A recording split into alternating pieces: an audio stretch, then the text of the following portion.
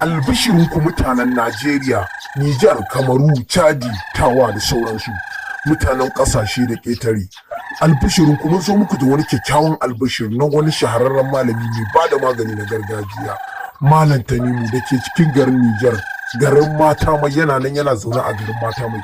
Malami ne wanda babu kalarsa, malami ne wanda babu tamkarsa. Allah bai saukar da cuta ba sai da ya saukar da maganinta, wanda yana ba da magunguna kamar haka, wanda aka yi wa jifa na asiri domin a karya masan ko da kana wacce ƙasa ne.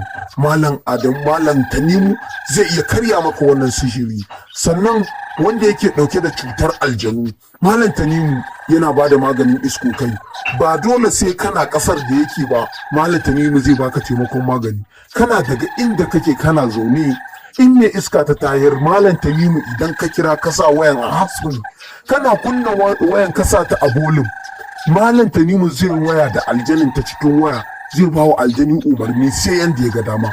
Malam Tanimu ba sai ya zo inda kake ba, yana daga inda yake kana inda kake, zai raba ka da iskokan jikinka. Malam Tanimu yana ba da magani na istoma, yana ba da magunguna irin su istoma, sanyi da sauransu. Sannan ba a iya nan Malam Tanimu ya tsaya ba, Malam Tanimu yana ba da magunguna irin na hawan jini da sauransu. Malam Tanimu ba a nan ya tsaya ba, Malam Tanimu yana ba da magani na irin mutanen da suka kasa yin aure. Za ka ga mace ta yi shekarun duniya, ta daɗe a duniya, ta tsani kai mata zancen aure. Wani namijin za ka ga shi ma ya daɗe a duniya amma ya tsani kai mai zancen aure. To in Allah ya haɗa ka da Malam Tanimu, zai baka magani, ingantaccen magani wanda za ka warke ko ki warke domin ki samu mijin da za ki aura. Malam Tanimu yana nan a cikin garin Nijar, cikin yankin Mata Mai.